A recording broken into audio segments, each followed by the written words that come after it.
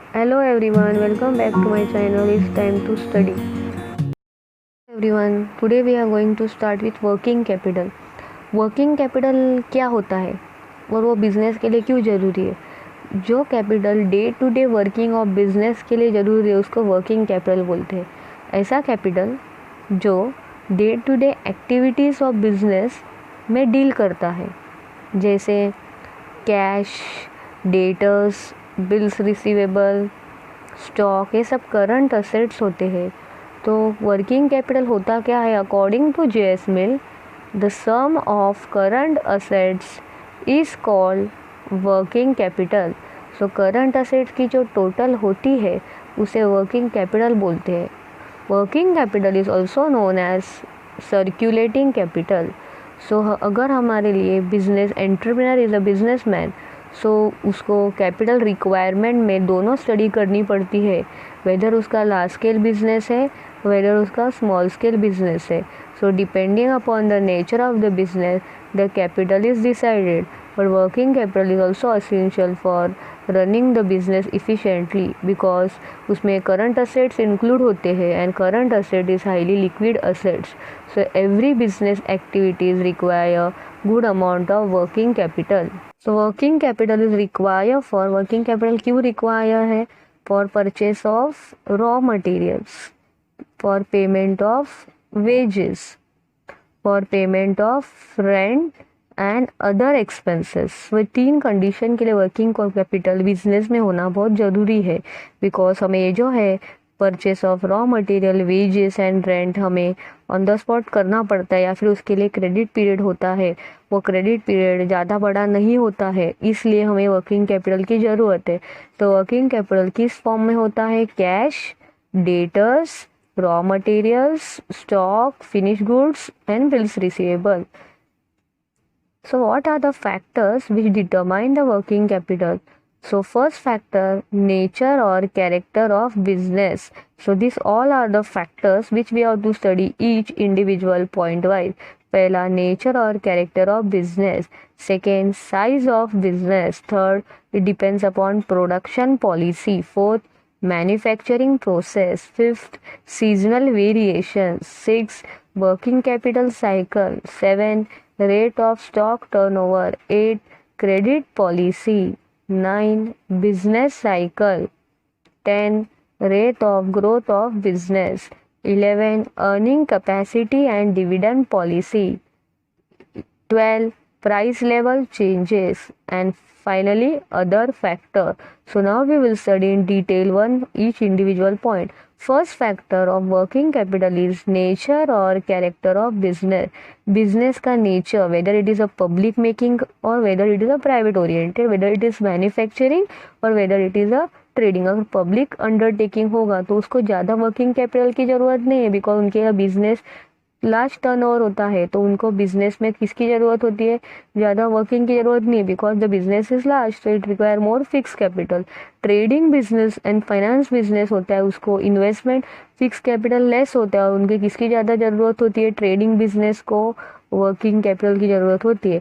Manufacturing undertaking जो होती है require sizable working capital between this two extreme. So ज़्यादा वर्किंग कैपिटल किसको लगता है? Trading and finance firm require less investment in fix asset. वहाँ पे उनके पास ज़्यादा इन्वेस्टमेंट फिक्स असेट में जरूरी नहीं है, उनको पास क्या होना चाहिए? More and more working capital invest करना है उनको, मतलब उसमें किस में इन्वेस्ट करना है? उन्हें करंट असेट्स में उन्हें इन्वेस्ट करना है। Point number 1।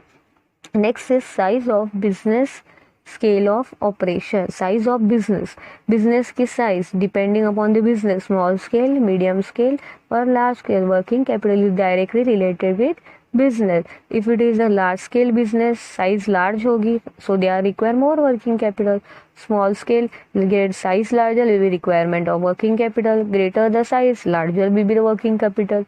Same case small, अगर साइज हो गया स्मॉल कंसर्न तो उनको वर्किंग कैपिटल में need more working capital due to high overhead charges. मतलब लार्ज स्केल साइज के लिए भी वर्किंग कैपिटल ज़्यादा लगता है, स्मॉल के लिए भी, बट लार्ज स्केल साइज के लिए, लार्ज स्केल बिजनेस स्मॉल के साइड के लिए उनका ओवरहेड का खर्चा बहुत ज़्यादा होता है एंड उनके रिसोर्सेस कम होते हैं, तो उनको भी वर्किंग कैपिटल ज़्यादा लगता है, इसलिए साइज ऑफ बिजनेस।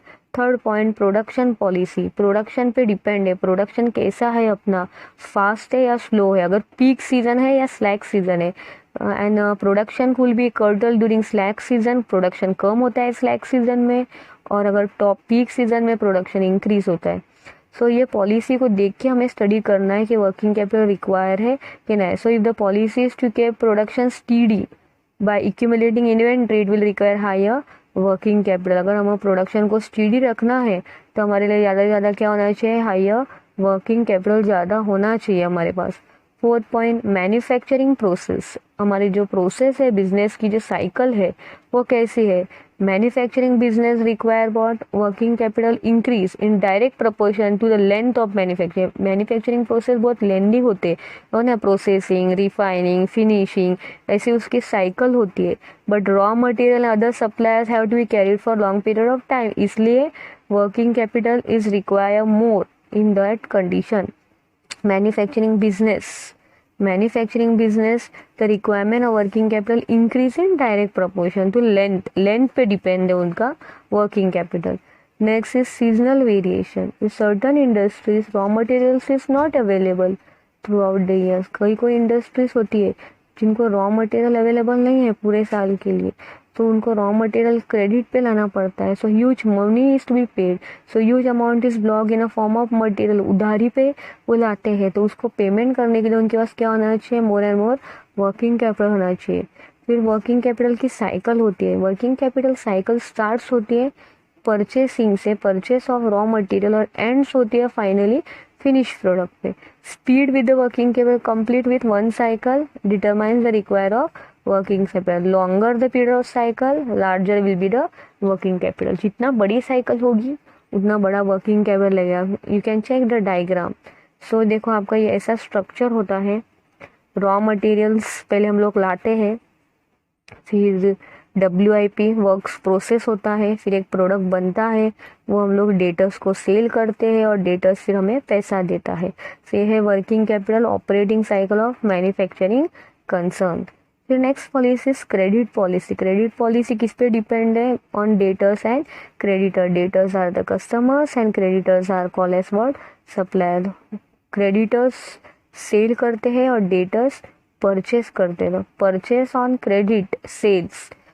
परचेस अगर हम लोग उधारी पे ज़्यादा परचेस करते हैं तो उसकी service and cash require less working capital. जो उधारी में परचेस करते हैं उनको वर्किंग कैपिटल ज़्यादा ज़रूरत नहीं, बट जो कैश में परचेस करते हैं कंसर्न, तो उनको ज़्यादा वर्किंग कैपिटल की जरूरत है। If the concern buys requirement for cash and allow credit to customer will require more capital. मतलब खुद परचेस समय कैश में लेते हैं बट उसके कस्टमर्स को उधारी देते, तो उनको क्या जरूरत है, वर्किंग कैपिटल की जरूरत है। So it depends upon what, credit policy, that the sales is on credit और कैश। फिर next part is business cycle. Business cycle में क्या होता है, एक्सपांशन एंड कॉन्ट्रैक्शन। अगर बूम पीरियड है, बूम मतलब हम लोग एकदम प्रॉस्पेरिटी स्टेज में है, तो हमारे लिए मोर वर्किंग कैपिटल की जरूरत है। ड्यू टू क्यों, because increase in sale, price बढ़ता है और हम लोग ऑप्टिमिस्टिक एक्सपांशन हो रहा है बिजनेस का। बट अगर हम लोग डिप्रेशन और सिचुएशन एकदम अपोजिट है, हमारा बिजनेस खराब खत्म हो रहा है, कॉन्ट्रैक्ट्स हो रहा है, सेल्स कम हो रहा है, डेटर्स से हमें पैसा नहीं मिल रहा है, डिफिकल्ट हो रहा है कलेक्ट करने में, एंड उसमें हमें क्या जरूरत पड़ेगा, will have large amount of working capital lying idle. उनके पास बहुत वर्किंग कैपिटल आइडल लाई करेगा, मतलब उनको कुछ फ़ायदा ही नहीं है। बट बूम पीरियड में ज़्यादा वर्किंग कैपिटल की बहुत ज़्यादा ज़रूरत है।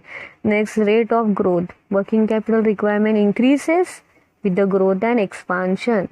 मतलब बिजनेस की ग्रोथ पे वर्किंग कैपिटल का रिक्वायरमेंट है। जैसा बड़ा बिजनेस होता जाएगा उसको वर्किंग कैपिटल ज़्यादा रिक्वायरमेंट लगेगी, बिकॉज फास्ट ग्रोइंग बिजनेस है, प्रॉफिट ज़्यादा है। To retain profit to meet working capital निर्मत फास्ट ग्रोइंग कंसर्न रिक्वायर जिनका ग्रोथ ज़्यादा है, जिनका एक्सपांशन ज़्यादा है, उनको वर्किंग कैपिटल क्या चाहिए, more and more working capital. Next is dividend policy.